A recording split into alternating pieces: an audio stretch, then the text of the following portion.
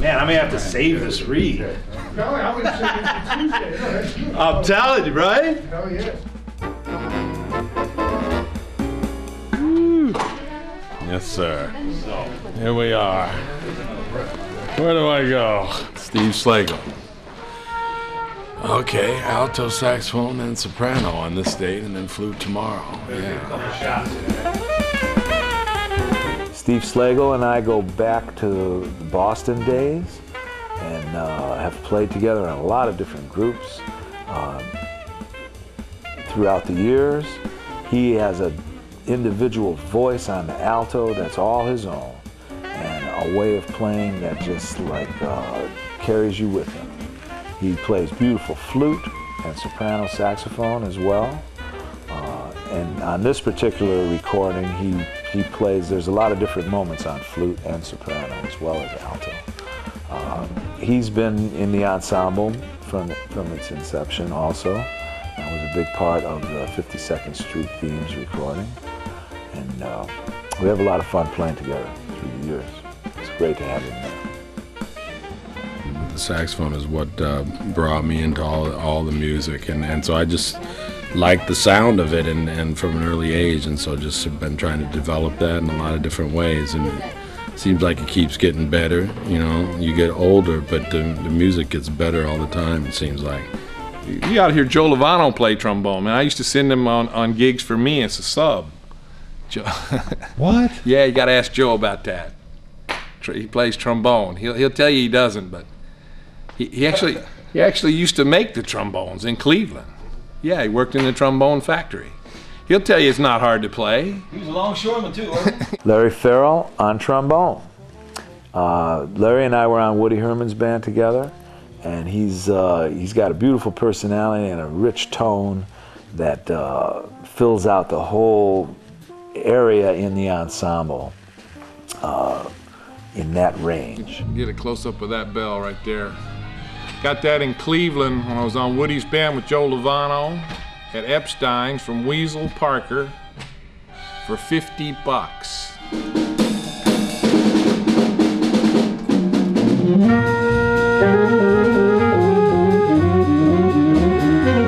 I met Lovano on May 25th, 1978, when I joined Woody Herman's band. That was kind of an eye-opening experience, hearing him play Four Brothers for the first time, so it was fantastic. On the second beat? Yeah. Yeah, let's try it again. Yeah.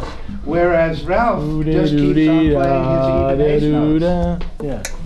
The thing is, everybody is a strong soloist, and I think this was kind of a dream of Joe's for quite some time, to put a band together with people that he really enjoyed playing with in a large ensemble.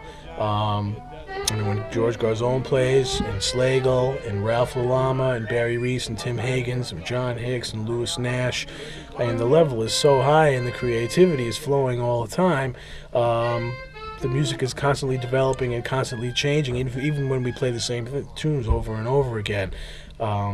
It's really an inspiring situation, and the musicians are great to not only play with, but to hang with as well.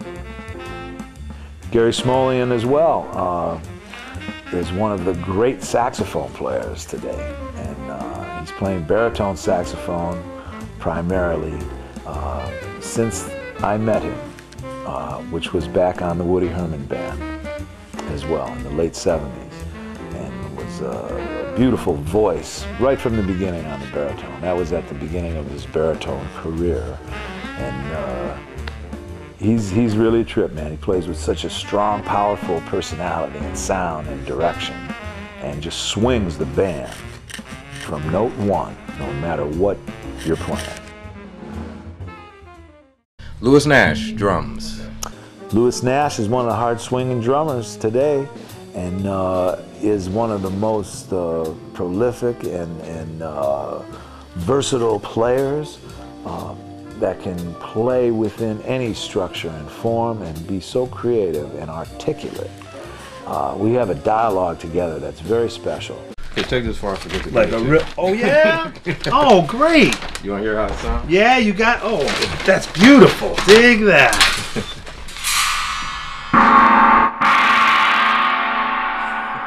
Thank you, sir. Yourself a little softer melody. Oh yeah, I have tons of melodies. Excellent. Okay, that'll go right with my collection. And a nice remembrance of the date, too. Right? Yes, indeed. Might need you to sign that bad boy. Steve, we have ease unison somewhere. Barry Reese, trumpet.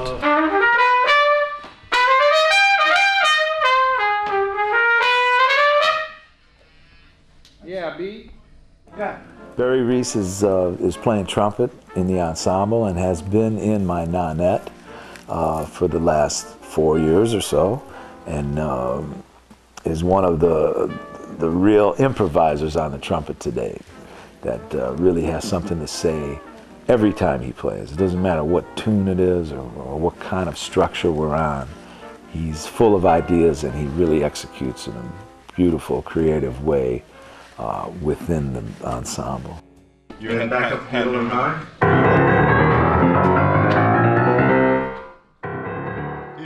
James Weidman, piano.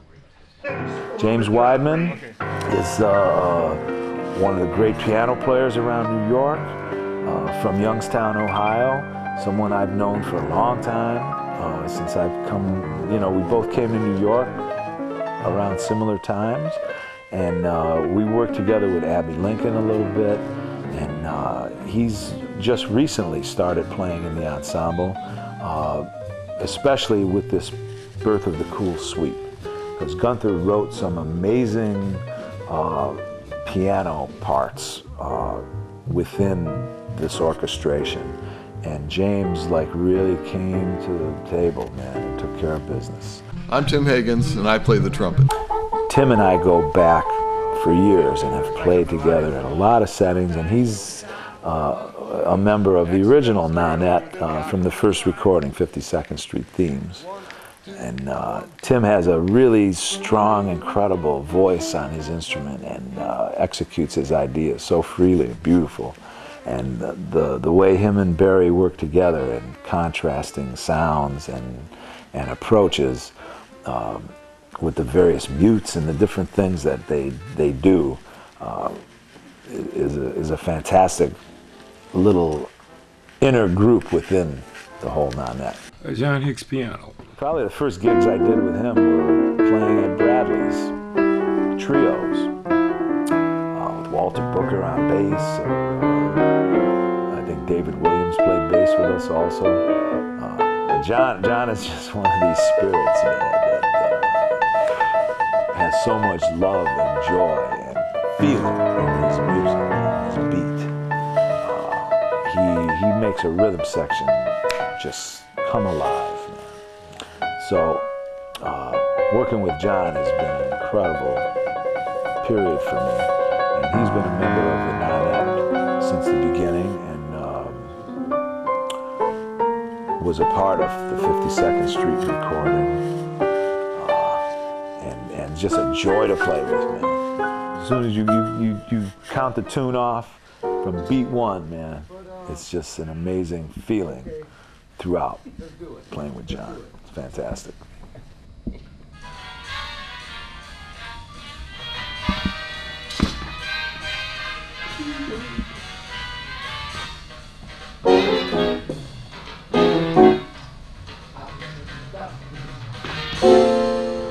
Hipsters, flipsters, and finger-popping daddies, knock me your lobes. The bad jazz of the cat blows wails long after he's cut out, while the groovy is too oft stashed with their frames. Boom, boo-day, boo-day, boo-day, da-da-da, day-da. Yeah. About a tempo here I want to go with. James, can't you leave this? Something like that. Dennis Irwin, bass.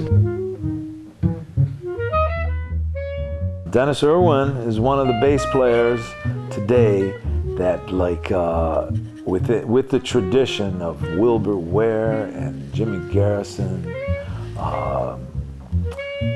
carries on as his own player with the deep feeling of the history of jazz. He knows so much music, man.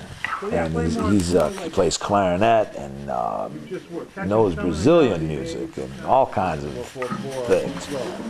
Dennis is into Mahler and knows melodies and structures and forms that he lives with all the time. So you can play really free with Dennis. Within structured music, things come together in a free way. And when you're playing unstructured things, or when you open things up and the structure is more free and open for you to create, he has just a beautiful flowing harmonic approach within music that might be more atonal, let's say, you know. He treats everything as melody, and it's a joy to play with Dennis. George Garzone, tenor saxophone. George Garzone, also, as you could hear, talking about all the cats in the band, we have relationships that go way back. George and I first met at Berklee College of Music in 1971. I was in my first semester and he was in his last. He was practicing in a room next to me. I didn't even know him. And I was in the next practice room practicing giant steps on clarinet, and I heard this monster playing next door. And then all of a sudden, he comes home and kicks my door in, and he's like, "Man, what are you practicing?" And I said, "What are you practicing?" And he said, "Hi, I'm Joe Lovano." And that was the beginning of our everlasting relationship together. We started playing together and improvising free together back then, and practicing together, you know. George is an amazing voice on his instrument and has, through the years, just developed and grown every day. He's one of the most dedicated, pure improvisers that I know. And he was a part of the 52nd Street Themes recording also, and has been a part of my world in improvised music for a long time, and just a pleasure to have him on the set also, and with his contributions and beautiful approach. Joey, I didn't embarrass the organization with this clarinet thing, did I? You're all very healthy and strong. I'm Ralph Lalama, and I play on this record date clarinet, B-flat clarinet, and B-flat tenor saxophone.